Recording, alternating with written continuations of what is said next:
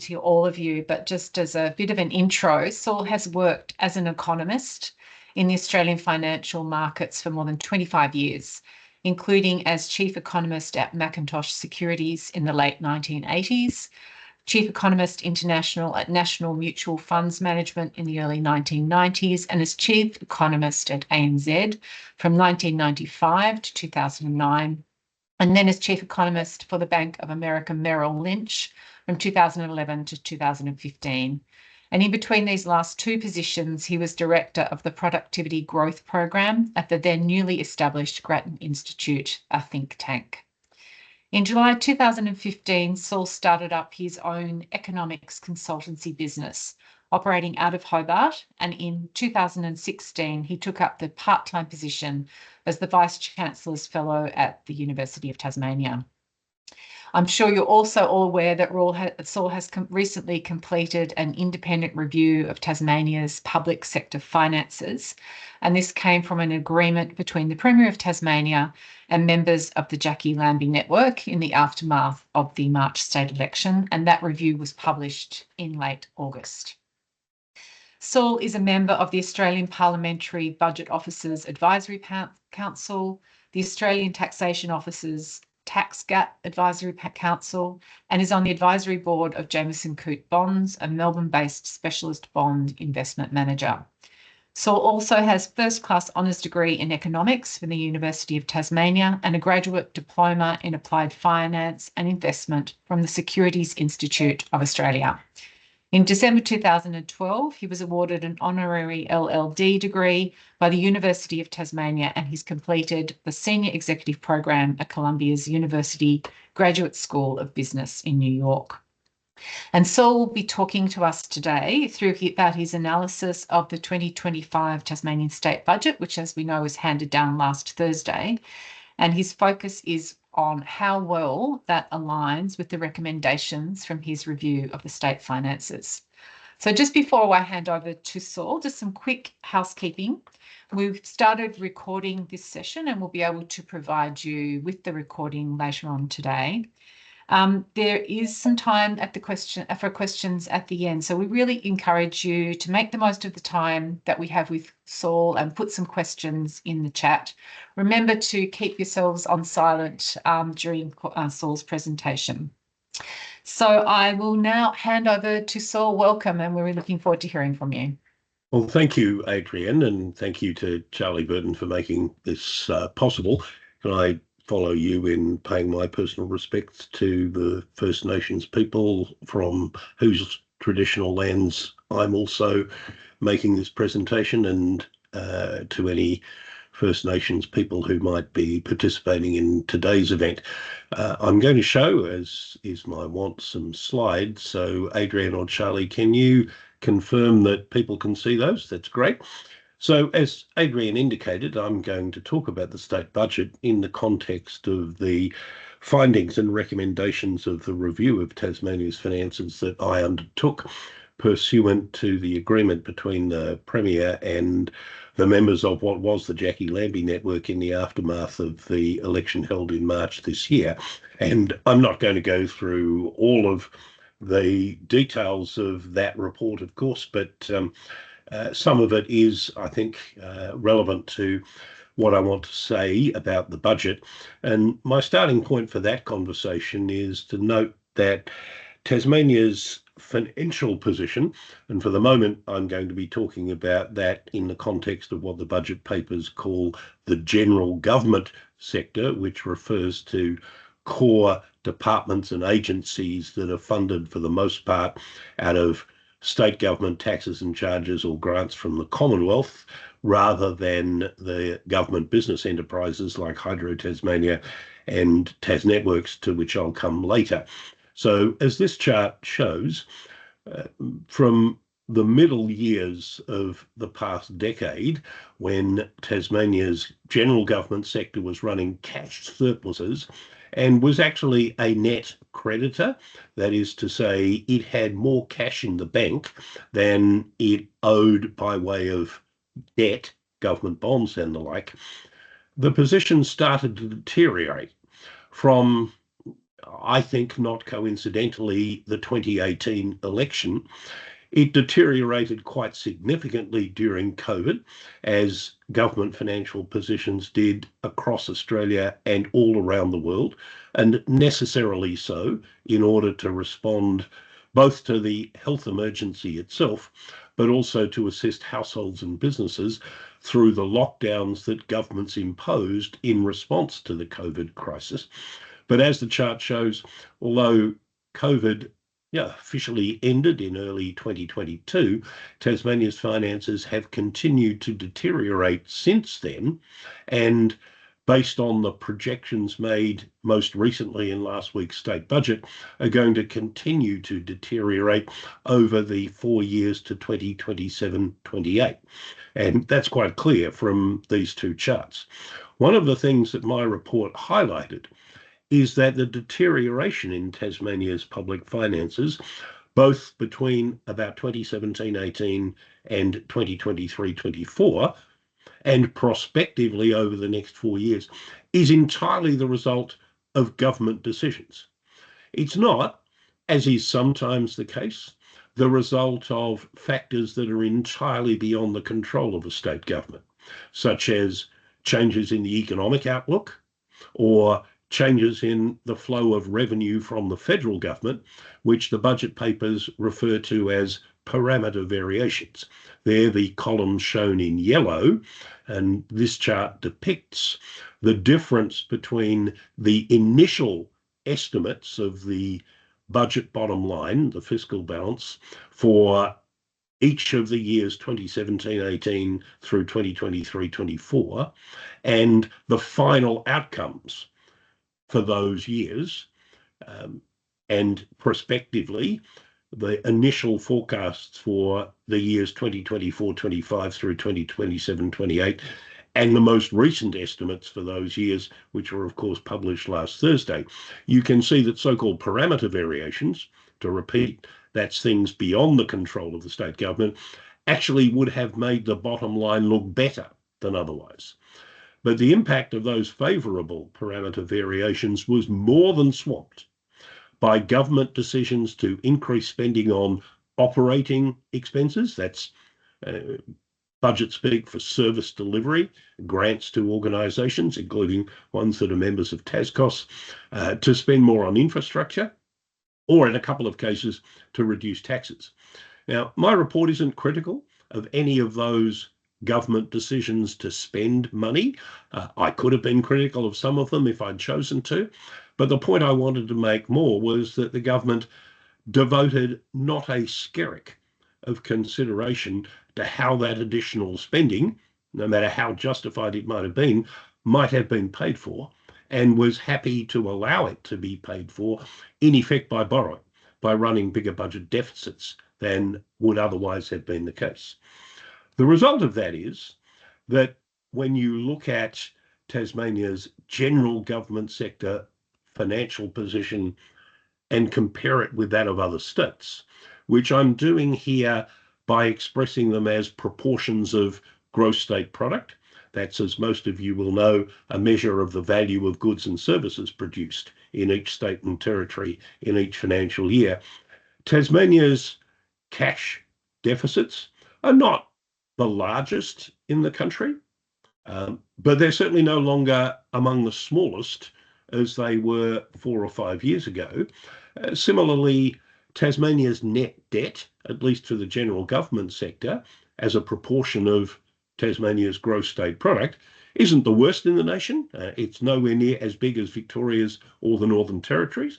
In fact, it's a little bit less than South Australia's, but it actually used to be the second lowest in the country, and it isn't anymore.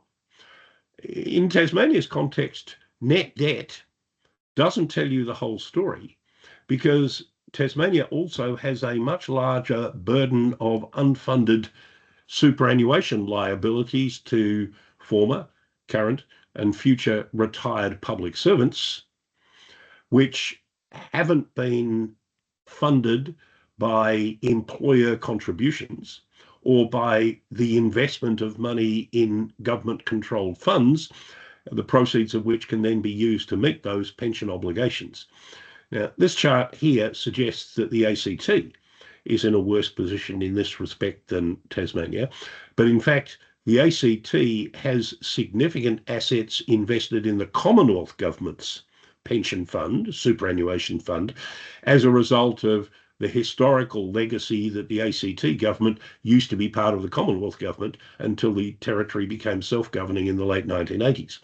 But the accounting rules under which budgets are prepared don't allow the ACT government to count those assets as its own because they're actually in a fund owned by another government, namely the Commonwealth. So the ACT's position is actually nowhere near as bad as it looks in the chart I've just shown you.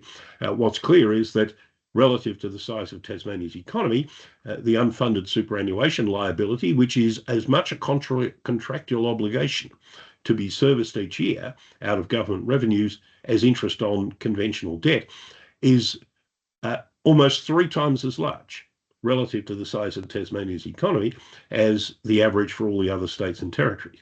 And when you count that in arriving at a measure which the budget papers call net financial liabilities, that basically sums net conventional debt and the unfunded superannuation liability, you can actually see that for the general government sector, which again is the core departments and agencies, Tasmania's net debt position is actually forecast to be worse than Victoria's and approaching that of the Northern Territories. In fact, if you look closely at the chart, you'll see that in 2026-27 and 2027-28, Tasmania's general government net financial liabilities as a proportion of gross product will be higher than those of either Victoria or the Northern Territory. But that isn't the end of the story either, because when you add in the finances of Tasmania's government business enterprises, bearing in mind that the government business enterprise sector in Tasmania is proportionately larger than that of the government business enterprise sectors in any other state or territory, except on some metrics, Queensland and Western Australia. So when you add those in, the cash deficits of Tasmania's non-financial public sector as a whole are now going to be larger over the next 4 years than those of any other state or territory, including Victoria and the NT. And if you look at net financial liabilities, which, to repeat, includes the unfunded superannuation liability, then Tasmania's total non-financial public sector net financial liabilities are already and will be over the next 4 years considerably greater than those of any other state or territory, including in particular Victoria and the Northern Territory. Now, people who follow state finances reasonably closely, and I'm not saying that's a lot of people, but even the general public more broadly have been aware for some time that Victoria is widely regarded as a basket case financially by comparison with other states. And although the Northern Territory doesn't attract as much attention, those people who do know anything about the Northern Territory know it's in a similar position in that respect to Victoria. I suspect it will come as a surprise to most Tasmanians. Indeed, when I first started digging around in this earlier this year, following the publication of the mid-year review of Tasmania's budget in February, which comes out 3 months later than it does for every other state and territory and for the Commonwealth, I was a bit surprised myself to discover that Tasmania's financial position was worse, or heading to be worse, than that of either of the other 2 recognised basket cases, Victoria and the Northern Territory. But you wouldn't have guessed that, judging by the way representatives of all 3 major political parties conducted themselves during the election campaign, promising to spend billions of dollars on things they hoped the people would vote for, without saying a word about how that should be paid for. And that, of course, flew in the face of the advice that had been given by State Treasury in 3 fiscal sustainability reports published in 2016, 2019 and 2021, and the very specific words about unfunded election commitments provided by the relatively new Secretary to the State Treasury, Gary Swain, in his pre-election financial outlook report that was published on the 28th of February this year during the election campaign. And a couple of times I felt that the only people who read that report might have been Ruth Forrest and me, judging by the complete lack of reference to it by all of the contenders at the most recent state election campaign. My report was asked to paint a picture of what Tasmania's finances might look like by the middle of the next decade if nothing was done between now and then to correct the trajectory on which Tasmania's public finances seemed set. Now, that turned out to be a more difficult task than I had imagined it would be at the onset of this exercise, because I, somewhat naively as it turned out, thought that that information would be readily available from the Treasury, as it is, for example, in the Commonwealth budget papers every year, and as some other jurisdictions like the Northern Territory publish in their budget papers. It didn't occur to me that ministers would be sitting around the cabinet table making decisions about infrastructure projects that might take 10 years to complete without having some idea of what the budget would look like over that 10-year period and at the end of it. But as I say, that was naive on my part. That information's only prepared once every 5 years. The last time it was done was in 2021, and it's not going to be done again until 2026. So I had to do it myself, although I want to acknowledge, as I did in the report, that I had some considerable assistance from the Federal Parliamentary Budget Office, who, for their own reasons, wanted to gain the capacity to make long-term projections of state finances, as they've been doing for some while for the Commonwealth, in order to present to the federal parliament and to the people of Australia a picture of the financial position of the public sector as a whole for Australia, including that of the states and territories. So they were very helpful to me, not in telling me what assumptions to make, but in establishing spreadsheets that linked all the various concepts of the budget in ways that were consistent with the way that they're presented in the budget papers that otherwise only State Treasury could have done. And here's a picture of what that would have looked like.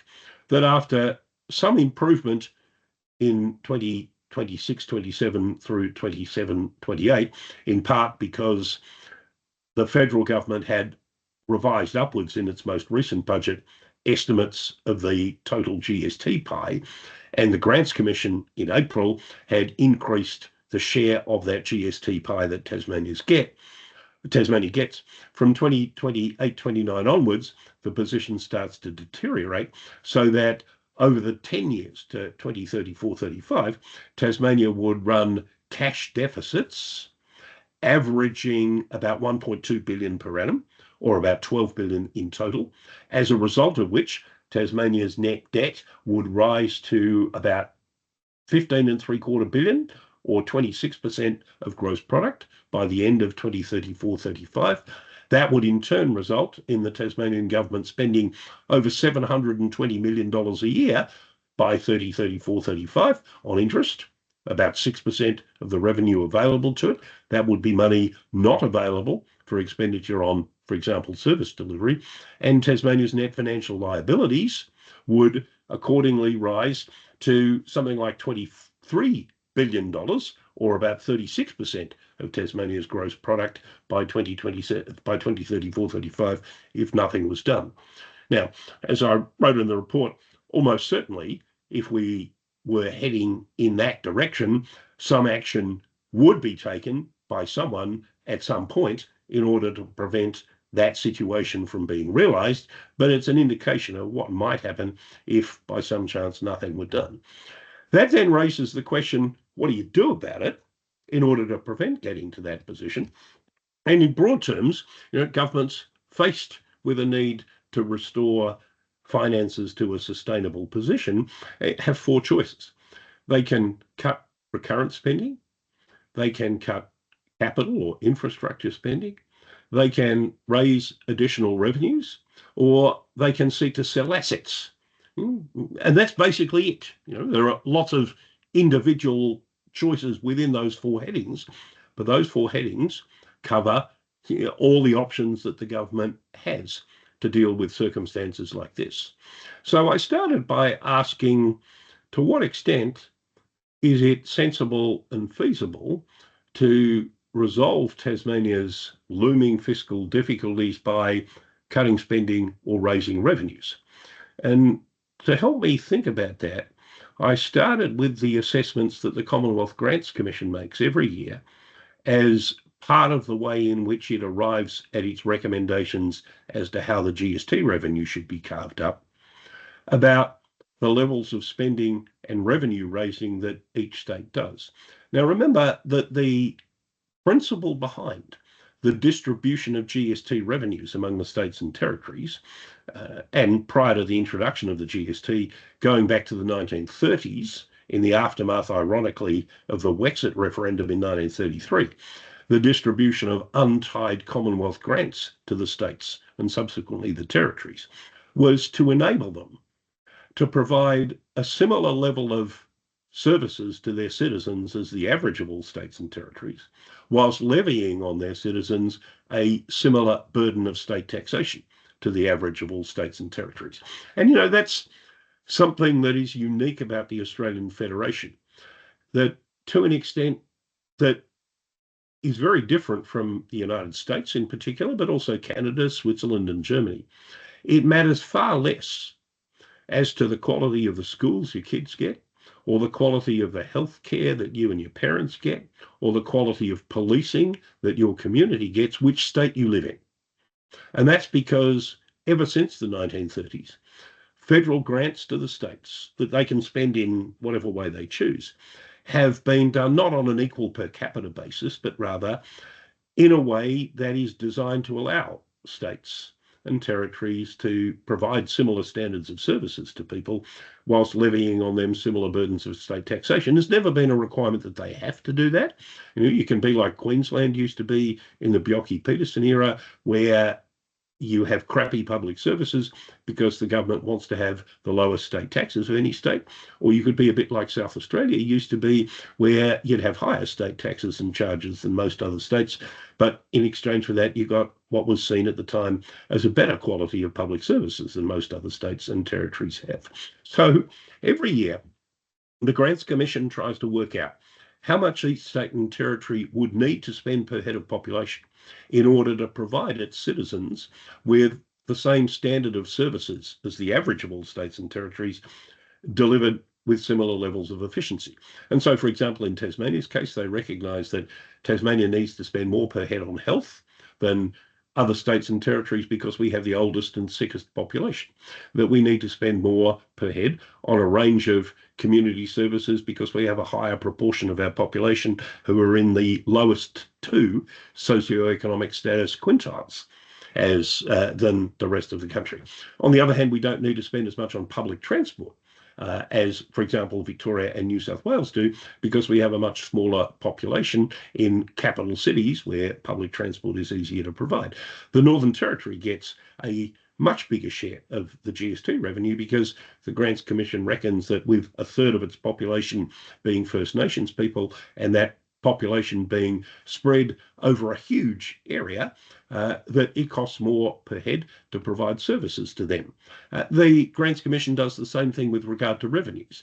It asks how much could each state and territory raise per head of population from a similar regime of state taxes after taking account of differences in their capacity to raise revenue. So again, for example, a given rate of payroll tax, say 5%, will raise less revenue per head in Tasmania than in New South Wales or WA or the ACT, because wages and salaries are on average lower here than in those jurisdictions. A given rate of land tax will raise more revenue in New South Wales than it will in most other states because land values are higher in New South Wales than they are in other places. Western Australia has an enormous capacity to raise mineral royalty revenues because despite what Western Australians might have you believe, that the iron ore under the Pilbara was put there by Sir Charles Court, and that the prices they get for the iron ore were the result of skillful negotiation by Mark McGowan or Colin Barnett. They are just lucky, and they can raise more revenue from a given rate of royalties than, say, the ACT, which doesn't have a mining industry at all, or Victoria and Tasmania, which have much smaller mining industries than Western Australia, and to a lesser extent Queensland and New South Wales. So what the Grants Commission then effectively does is compare how much each state is actually spending on services and raising from state taxes and charges with how much would be required to be spent or could be raised if the level of service provision and the revenue raising effort was the same as the average of all states and territories. Now that sounds complex, I know, but I hope I've explained it to you. And what that analysis shows is that, first of all, Tasmania has over the last 4 years been spending about 7.5% less per head than it would need to in the Grants Commission's assessments to provide Tasmanians with the same level of services as the average of all states and territories. Now, if you multiply that out by the population, that equates to about $570 million a year.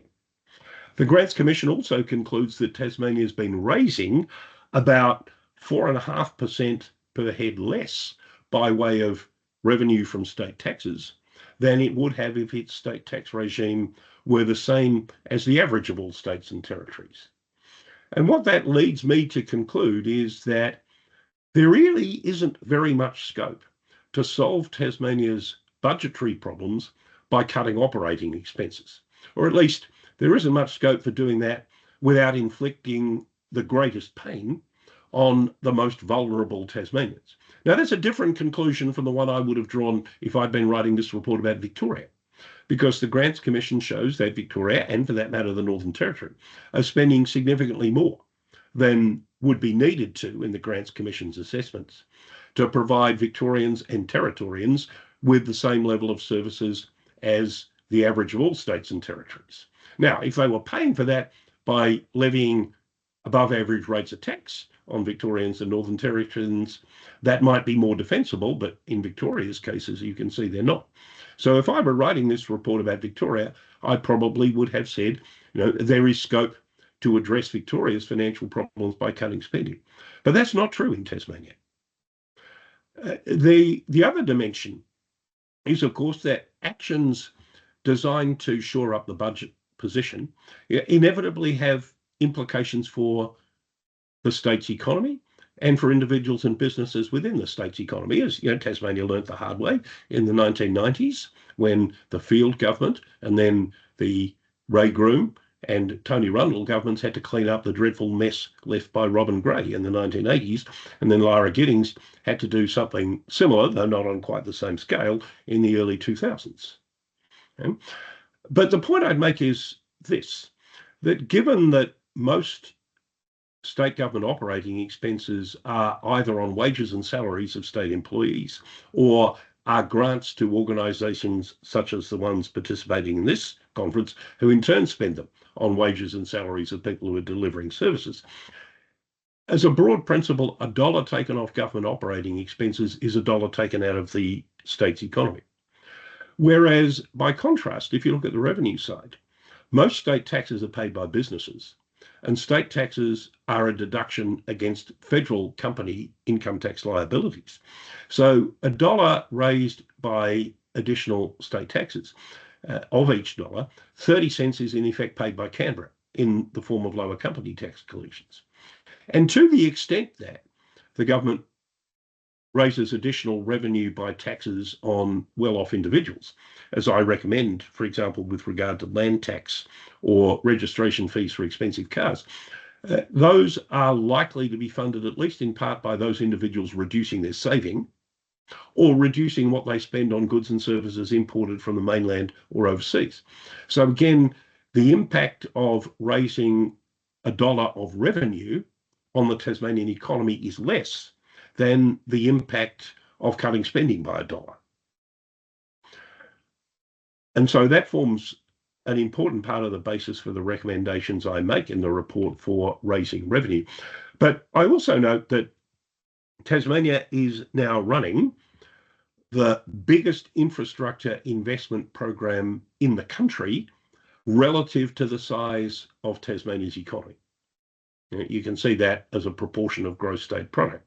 Now, that's partly a reflection of the fact that a bigger proportion of Tasmania's economy is assumed by government business enterprises than, for example, in Victoria, which hardly has any government business enterprises left. But it's bigger than Queensland's or Western Australia's, both of which have fairly large GBE sectors as well.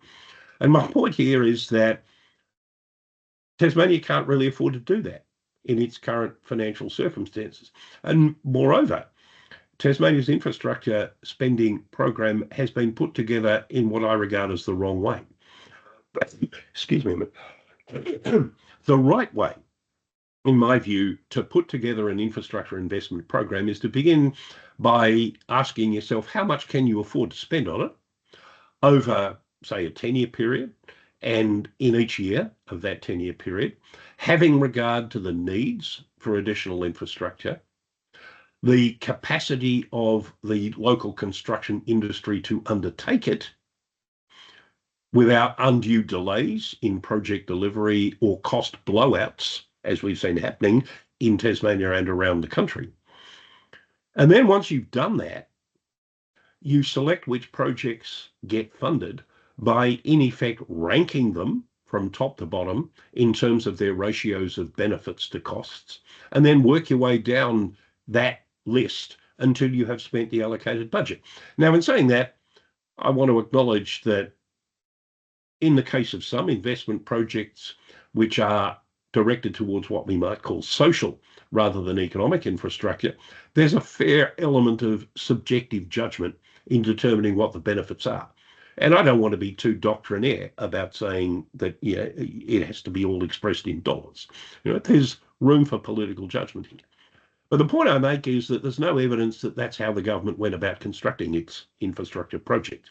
Rather, the impression seems to be that the infrastructure budget has been assembled by having ministers bring to the cabinet table their pet projects, championing the interests of their own departments, as you would expect ministers to do, and also with a significant eye on votes in the electorates which they represent. And it's been what I sometimes call the hot chocolate approach, that everyone's a winner, baby. That's the truth. Well, that's no lie. Every minister gets something so that they're all kept happy. And the infrastructure budget is what emerges when you've totted up all the things that Cabinet has agreed that each minister should get out of his or her wish list. And that's the wrong way to do it. This is one reason, of course, why I haven't, despite the urgings of some, recommended that any particular infrastructure projects should or shouldn't go ahead, because I haven't seen any benefit cost assessments of individual projects, and I suspect in many cases they've never been done, but that's what ought to happen. Let me, against that background, just say a few more things specifically about the budget that was presented last Thursday. As you know, after damning my report with faint praise, the government went on basically to completely ignore all of its recommendations, to double down on infrastructure spending, and to claim that despite that, there is a path back to surplus by 2029-30. When Treasurer Ferguson talks about a path back to surplus, what he's talking about is the measure in the budget papers known as the net operating balance, which is the difference between recurrent or operating revenues and operating expenses. In the budget papers, operating revenues includes an average of $400 million a year of one-off federal grants for capital purposes, even though the expenses which those one-off grants fund are not included in operating expenses. If you take those out and look at what the budget papers call the underlying net operating balance, that's going to be still in deficit by $384 million in 2027-28. And it's a bit of a stretch to say that that means that the budget, the underlying net operating balance, will be in surplus by 2029-30. That's a big stretch. But the operating balance, even if you take out grants for capital purposes, excludes all of the government's infrastructure and other capital expenditures. The measure which includes those, the accrual accounting measure which includes capital expenditure, is the so-called fiscal balance, which, according to the budget papers published last week, will still be in deficit by $288 million by 2027-28. And that's a long way away from being in surplus by 2029-30. What actually drives movements in net debt is, of course, neither of these accrual accounting measures, which do include non-cash expenses like, for example, depreciation, It's the cash balance, the difference between, simply put, cash in for whatever purpose or from whatever source and cash out for whatever purpose. And the cash balance is still forecast to be in deficit by almost $400 million by 2027-28. And again, that is a huge way away from being on a path to surplus by 2029-30. The government's promise of returning to an operating deficit of $63 million by 2029-30 is based on forecasts that operating expenses, again, to emphasise, that's wages and salaries of public servants, grants to organisations and things like that, will actually be $233 million or 2.4% lower in dollars in 2027-28 than is forecast for the current financial year. Now, that's despite the fact that consumer prices are forecast to rise by 8.2% over that interval, and that within that forecast for operating expenses is an increase in interest payments of $218 million and in superannuation payments of $44 million. So if you take those out, operating expenses, excluding interest and super, are forecast to fall by almost $500 million, or 5.5%, between 2024-25 and 2027-28. And that is, as the chart shows, a degree of expenditure restraint that has no precedent since the current system of budget accounting and reporting began in the early 2000s. And of that almost 500 million, 300 is supposed to come from so-called efficiency dividends, which I say in my report is a lousy and lazy way of cutting government spending if that's what you want to do. I mean, in effect, ministers are hand-passing to the heads of agencies the decision as to what doesn't get done and who gets sacked. And as I wrote, not quite in the terms I'm about to use now, my experience in the corporate world, where the same thing happens, says that this is likely to result in greater inefficiency as well as more dissatisfied customers or clients. And I had 4 rounds of this while I worked for ANZ Bank, and it sort of goes like this. The CEO decides that 3 or 4 billion of profit isn't enough, so he calls in his direct reports and says to them, we've got our expenses, cut our expenses by 10%, so go away and do it. And all of the CEO's direct reports come in, call in their direct reports and say, the boss says you've got to cut your expenses by 10%, so go and do it. They call in their direct reports and give them the same message. And the end result is that the decision as to who gets sacked is taken by the lowest level of management capable of taking it. And the end result is that, for example, people on $200,000 a year salaries spend 15 minutes waiting outside locked doors for someone else on the other side of the locked door on a $200,000 a year salary to come and open the door for them so they can go to a meeting, because the receptionist who was on $35,000 a year is the one who's been sacked. And that's what tends to happen. In the same way with vacancy controls, which is another method the government's using supposedly to achieve these efficiency dividends, what happens is the people you don't want to lose are the ones who go because they can get jobs somewhere else. And the people who stay are the ones that in the private sector would lose their jobs because they stay because they know they won't get a job somewhere else. And so it's a terrible way of achieving reductions in spending if that is what you want to do. But that appears to be the path which the government has chosen. Echoing something I said before, the government's saying it's going to deliver a surplus, narrowly defined, by 2029-30. That's only about the general government sector as a whole. Part of the problem facing Tasmania is that the government's GBEs are going to be running very substantial capital investment programs over the next 4 years. And when you count them in, the total non-financial public sector is still going to be running a cash deficit of $1.6 billion in 2027-28. And as a result of that, net debt of the total non-financial public sector is going to be over $16 billion by 2027-28. And the point I keep making here is that you cannot start to repay debt until you are running cash surpluses. And to say, as the government's doing, that everything's going to be all right because we're going to have an operating surplus by 2029-30 is missing more than half of the total picture.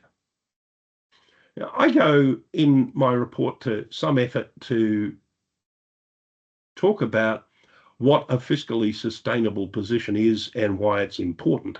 I emphasize that it shouldn't be and probably can't be done within a year or two, as the government seemed to be saying I was recommending. I wasn't saying that at all. I was suggesting that the government should seek to return to an underlying net operating surplus within a 4-year period. That is, excluding the one-off capital grants for the one-off Commonwealth grants for capital purposes that under the accounting conventions are included in the operating balance, but probably shouldn't be. While I'm not opposed as a matter of principle to governments funding at least some of their infrastructure spending out of borrowings, because that's a reasonable way of making future generations who will benefit from infrastructure spending contribute something to the cost of providing it. But in Tasmania's current financial circumstances, where we have what is now a very high level of debt, we can't afford to do that indefinitely. And so I said we should be aiming to achieve an overall fiscal surplus, that is after funding capital expenditures, over a 5 to 10 year period. And once we've done that, we can then start to reduce the ratios of net financial liabilities to gross state product, ideally to less than the average for all states and territories, since we're currently above it. And because our unfunded super liability is so large relative to the size of our economy by comparison with other states and territories, that means we need a substantially lower ratio of net debt to gross state product than the average of states and territories. And to keep a lid on that, I've suggested that we ought to be aiming, as the government has said since last year it was aiming, to ensure that interest and super payments absorb less than 7% of total government revenue. I didn't say they should achieve that next year, but it should be achieved over a 5-year period and kept below that. And partly in order to reduce our vulnerability to decisions made by the Commonwealth government with regard, for example, to our share of the GST, we should be aiming to increase the proportion of revenue that the government gets from sources under its own control to 37% over the next 5 to 10 years, which is the long-run historical average, and over the longer term, lifting that further to 40%. So we're less vulnerable to Commonwealth decisions. And we're also seen by people on the mainland to be doing more to pull our own weight in funding the services that Tasmanians expect to be provided with. And these are objectives that I said could be supported by all political parties, whether they're in government or not, whilst, as should be the case in a democracy, allowing for genuine political differences as to how to achieve them, the mix between spending cuts and revenue increases, and that those objectives ought to be entrenched in legislation. For example, by amending the Charter of Budget Responsibility Act to require future treasurers to say how they're going to achieve those targets. And as I've been saying to you, I don't think there's much scope for achieving that on the spending side of the budget. I think most of the heavy lifting will have to be on the revenue side. And I specified some options for doing that. For example, reducing what is currently the highest tax-free threshold for payroll tax, and perhaps with a longer term objective, once Tasmania's finances are in a better financial position, of reducing what is the highest rate of payroll tax of any state currently, except for the surcharge that Victoria imposes on employers with national payrolls of more than 100 million. Like every economist who looks at state finances, I recommended that stamp duty should, over the longer term, be replaced with a broadly based land tax that includes the owner-occupied home, which, let me say in passing, because my house sits on 14 acres, is a tax that would cost me a lot of money, but I can afford to pay it. In the near term, the government could consider imposing a surcharge on council rates as a de facto extension of land tax, which in practice they've already done via the fire service levy and the waste management levies that are a much better way of funding those services than levies on insurance premiums. I suggested that the government could consider extending the surcharges, which Tasmania, like all states now, imposes on the stamp duty and land tax payable by foreign investors in residential real estate to mainland investors in established residential real estate. I'm not a lawyer. Some people have said there might be a constitutional obstacle to doing that. But if there isn't, then it's something I think the government should consider. I think the government should increase motor vehicle registration fees and motor vehicle duty for more expensive motor vehicles, which are lower in Tasmania than in any other state, except in some cases South Australia. Our compulsory third-party premiums are also lower than in other states, and I'm not recommending that they be increased.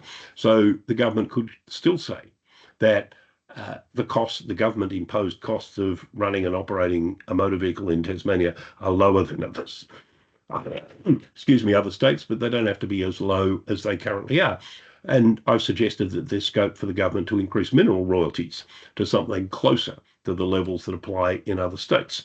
As I've explained, I think they should defer or reduce some of the infrastructure spending and, more importantly, reform the infrastructure budget process in the way that I have described.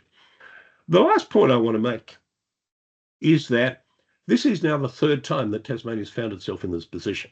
We found ourselves in this position at the end of the Robin Gray era, and we found ourselves in this position about 14 years ago in the aftermath of the financial crisis, and now we're here again. And what that says to me is that there's something wrong with the rules or the framework within which Tasmania's public finances are managed, and we ought to change that so that this can't happen again. Part of the problem that's emerged over the last 10 years, I think, is that Treasury's role as, if you like, the custodian of Tasmania's public finances has been downgraded. I'm not sure, and I didn't really try and establish whether this was deliberate or inadvertent. Some of it, I think, reflects the government's stated preference for prioritising frontline services, and in some respects that's understandable. What the government seems to have done is preference people who do over people who think, and Treasury's capacity to advise the government, the Parliament, and through them the people of Tasmania on what's happening to the Tasmanian economy, what's happening to Tasmania's finances, and what to do about each of those is less than it used to be. And I suggest that the government ought to think about whether that's really a false economy, that they ought to consider, for example, greater use of staff secondments between state treasury and federal and interstate treasuries. The university, and in particular the Tasmanian School of Business and Economics, isn't playing the role in analysing and helping people understand what's going on in the Tasmanian economy that its counterparts in other states do, and indeed that the Faculty of Economics, as it used to do when I was a student and for some time afterwards.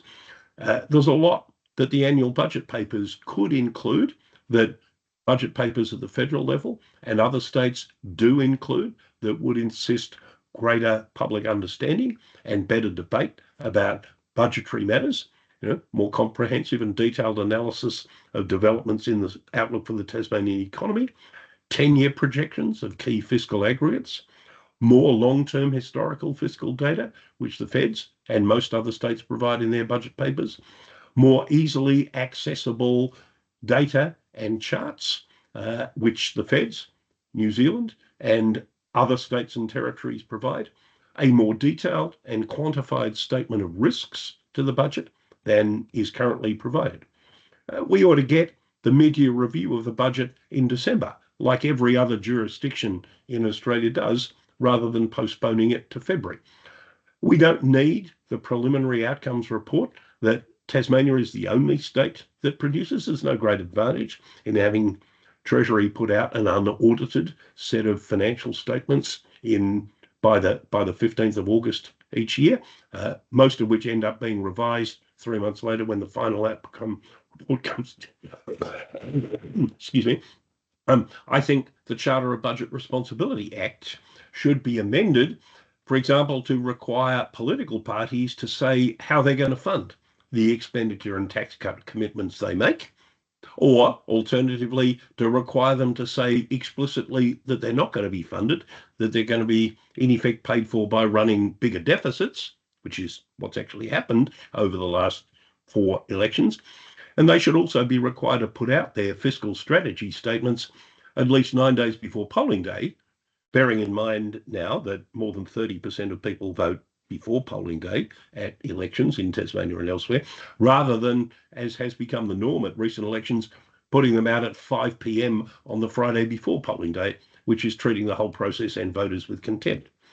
I've suggested that Tasmania should follow the lead of the federal parliament and the Victorian and New South Wales parliaments in establishing a Tasmanian Parliamentary Budget Office, which would help even up the contest between the government that has access to all the resources of the Treasury and the opposition, minor parties and independents, and for that matter, MLCs, who don't have access to any of these kind of resources.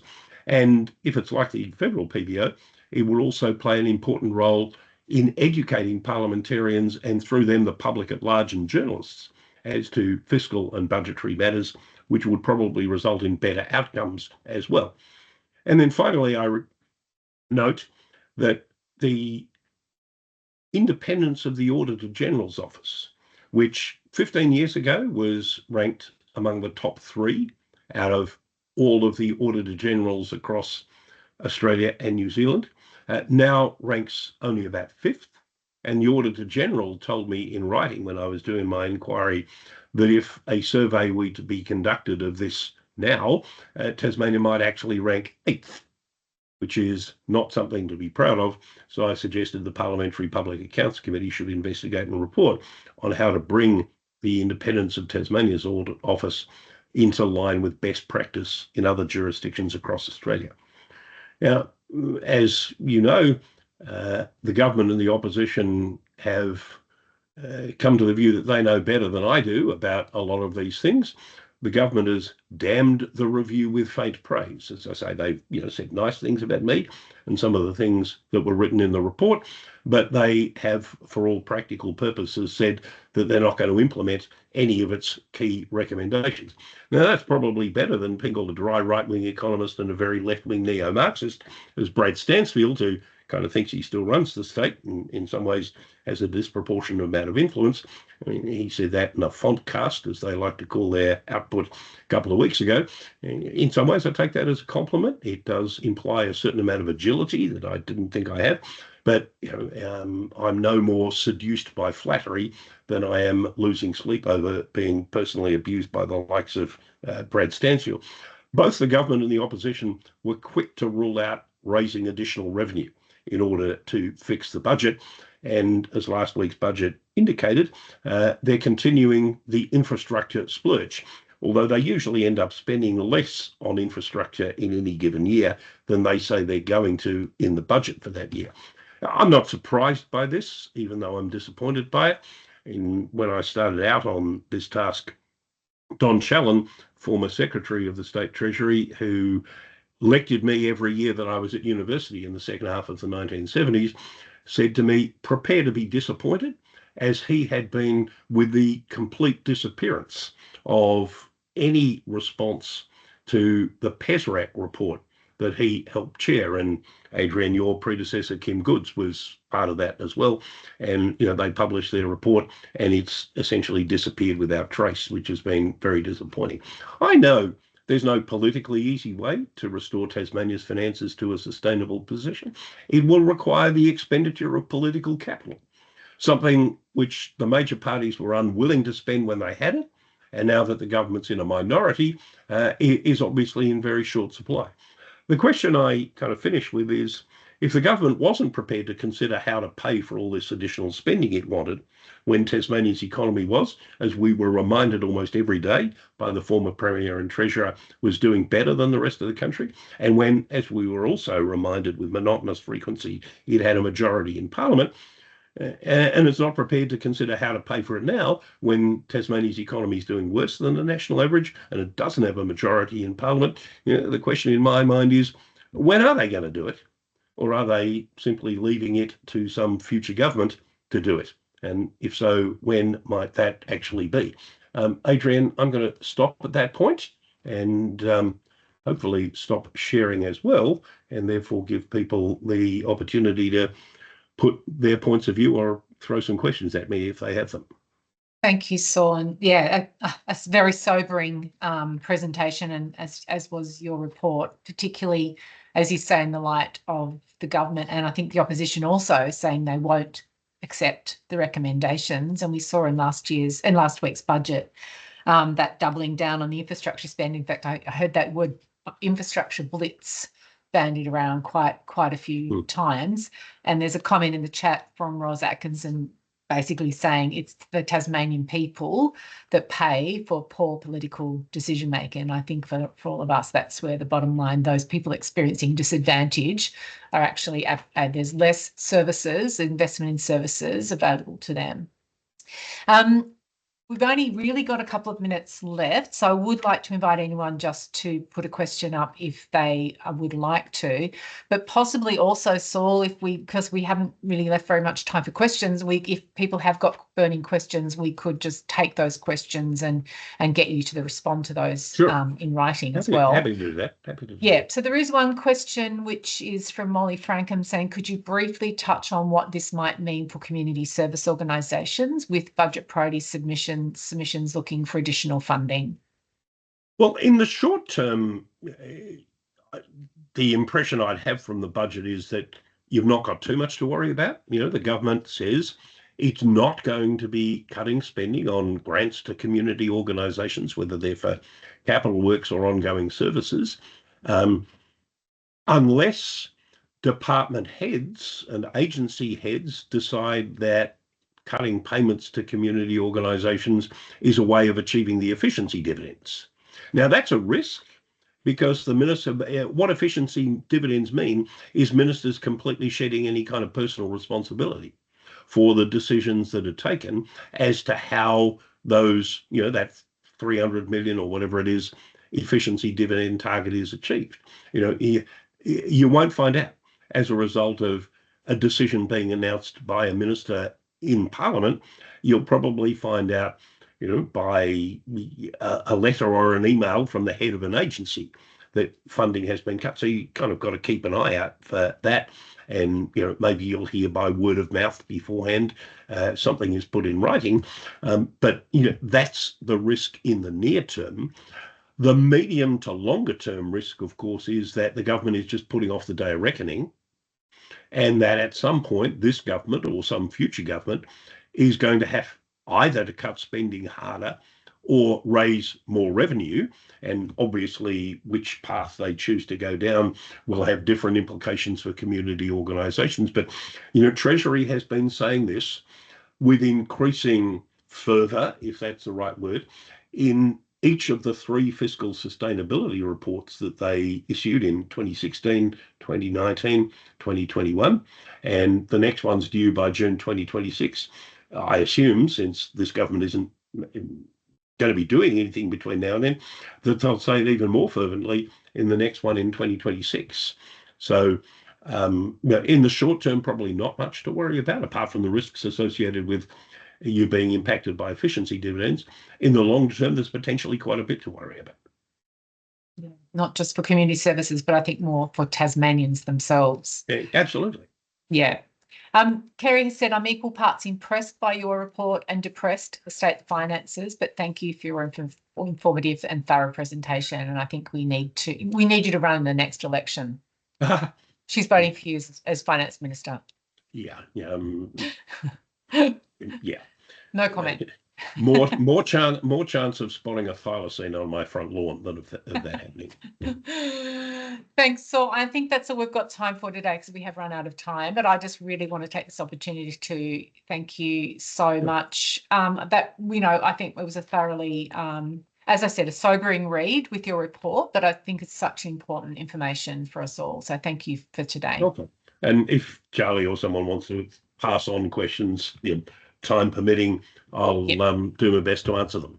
Yeah, that would be great. Thank you. All and right. If anyone wants to pose a question, just send it to myself or Charlie. Yeah. Thanks, everybody. Okay. Thanks, Adrienne. Bye. Thanks, Charlie. Bye. Bye.